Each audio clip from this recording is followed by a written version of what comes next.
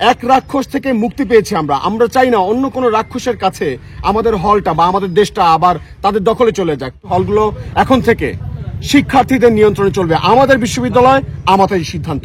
আপনারা সবাই জানেন যে আমাদের আন্দোলন চলাকালীন সময়ে এবং আমাদের অনেক শিক্ষার্থী ভাইদেরকে তাদেরকে কিন্তু বন্দী করা হয়েছে, তারা কিন্তু এখন রাজবন্দী। তো তাদেরকে অনতিবিলম্বে আজকের মধ্যেই মুক্তি দিতে হবে, নয়তো আমরা আমাদের ভাইদেরকে যেভাবে পারি তাদেরকে আমরা নিয়ে আসবোই এবং দুই, আমরা এটা ভাবে সবাইকে বলতে চাই যারা এখন বিশ্ববিদ্যালয়ের শিক্ষার্থী ভাই বোনেরা আছেন, আপনারা নিশ্চিন্তে থাকেন, নিরাপদে থাকেন, নির্বিঘ্নে থাকেন।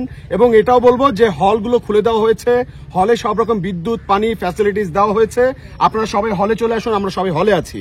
এবং হলে কিন্তু আমরা না থাকায় কিছু যারা শেখ হাসিনার কিছু লোক আছে যারা পরিকল্পিতভাবে হলগুলোতে ভাঙচুর করেছে এবং এক রাক্ষস থেকে মুক্তি পেয়েছি আমরা চাই না অন্য কোনো রাক্ষসের কাছে আমাদের হলটা বা আমাদের দেশটা আবার তাদের দখলে চলে যাক। তো সবাইকে বলবো আপনারা হলে চলে আসেন, হলে সব রকম ফ্যাসিলিটিস আছে, আমরা হলেই আছি।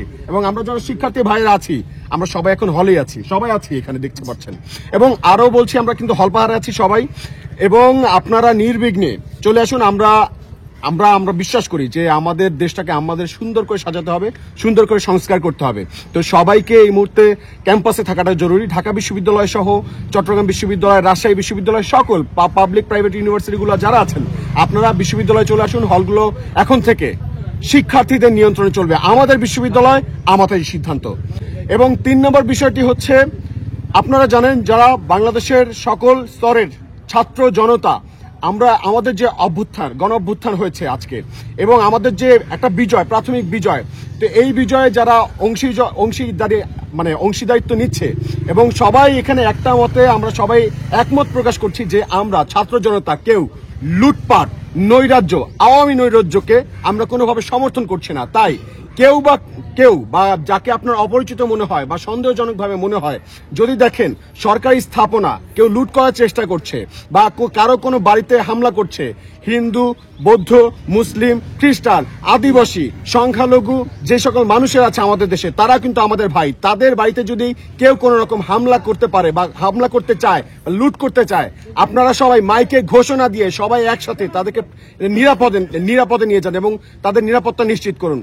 এবং এটা একদম ক্লিয়ার কাট কথা, যদি কাউকে দেখেন লুটপাট করছে, আমরা কিন্তু সমর্থন করছি না, আমরা না করছি। আমাদের এই সম্পদ জনগণের স্থাপনা, সরকারি স্থাপনা, জনগণের ট্যাক্সের টাকা চলে এবং দেখা যাবে যে এগুলো যদি আজকে লুটপাট হয়ে যায় আমাদের কিন্তু ভর্তুকি দিতে হবে, আমাদের ট্যাক্সের টাকায় কিন্তু এগুলো ক্ষতিপূরণ দিতে হবে। তার মানে আমাদেরকেই সাফার করতে হবে।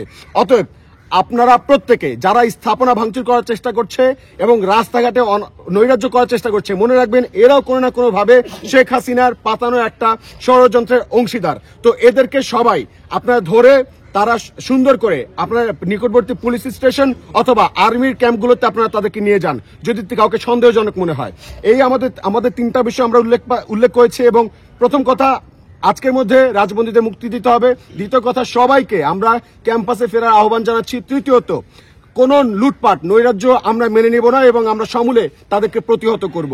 এবং আপনারা যারা আছেন সুন্দর একটা বাংলাদেশ গড়ার লক্ষ্যে সবাই রাজপথে থাকুন। আমাদের কিন্তু আন্দোলন এখনো থেমে যায়নি, আমাদের সংগ্রাম থেমে যায়নি, আমাদেরকে রাজপথে থাকতে হবে।